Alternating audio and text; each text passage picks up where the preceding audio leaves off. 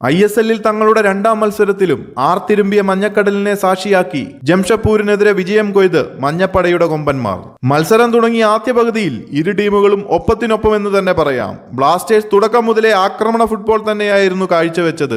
എന്നാൽ ഒരു സ്ട്രൈക്കറെ മാത്രം മുന്നിൽ നിർത്തി ജംഷഡ്പൂർ പ്രതിരോധത്തിലേക്ക് കടക്കുമെന്ന് തോന്നിപ്പിച്ചുവെങ്കിലും ആക്രമണ ഫുട്ബോൾ തങ്ങൾക്കും വഴങ്ങുമെന്ന് കളി തുടങ്ങി 5-ാം മിനിറ്റിൽ തന്നെ ജംഷഡ്പൂർ FC-യുടെ ഇമ്രാൻ ഖാന്റെയും എൽസിഞ്ഞോയുടെയും നേതൃത്വത്തിൽ മഞ്ഞപ്പടയുടെ ഗോൾ വലയത്തിന് മുന്നിൽ തെളിയിച്ചു.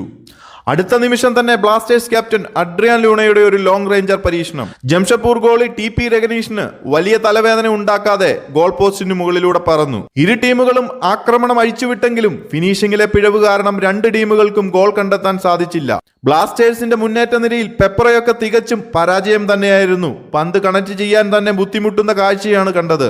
എന്നാൽ രണ്ടാം പകുതിയിൽ സ്ഥിതിഗതികൾ ആകെ മാറി. വിപിനും ദിമിത്രിയോസും ഇറങ്ങിയതോടെ കേരള ബ്ലാസ്റ്റേഴ്സ് പതിയെ താളം കണ്ടെത്തി. പിന്നീട് അങ്ങോട്ടൊരു ഗോളിനായി ബ്ലാസ്റ്റേഴ്സിന്റെ കൊമ്പന്മാർ ജംഷഡ്പൂർ ഗോൾ മുഖത്തേക്ക് പാഞ്ഞെടുത്തു. അതിന്റെ ഫലമെന്നോണം 74-ാം മിനിറ്റിൽ മനോഹരമായ ഒരു നീക്കത്തിൽ സ്റ്റേഡിയത്തെ ഇളക്കിമറിച്ച് ലൂണയുടെ ഒരു കിടിലൻ ഗോൾ.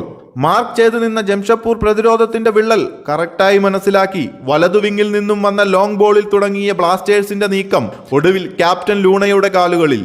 തന്റെ മനസ്സറിഞ്ഞ് നീങ്ങുന്ന മഞ്ഞപ്പടയിലെ പോരാളി ദിമിത്രിയോസിനൊരു ത്രൂ ബോൾ പാസ്. തന്റെ ചടുലമായ നീക്കത്തിന് ഓരോ നിമിഷവും വെമ്പുന്ന ദിമിത്രിയോസ് ബോക്സിലേക്ക് ഓടിക്കയറുന്ന ലൂണയ്ക്ക് ഒരു ബാക്ക് പാസ്. ബോൾ പിടിച്ചെടുത്ത ലൂണ ഗോളി TP രഗനേഷിന് ഒരു പഴുതുപോലും നൽകാതെ മനോഹരമായ ഒരു വലങ്കാലൻ ഷോട്ടിലൂടെ ഫസ്റ്റ് പോസ്റ്റിന്റെ മൂലയിലേക്ക് അടിച്ചു കയറ്റി ISL-ൽ കേരള ബ്ലാസ്റ്റേഴ്സിന് രണ്ടാം വിജയവും സമ്മാനിച്ചു.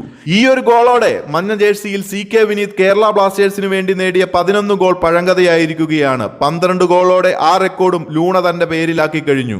കൂടുതൽ ISL അപ്ഡേറ്റുകൾക്കായി മറക്കാതെ ചാനൽ ഒന്ന് സബ്സ്ക്രൈബ് ചെയ്യുക.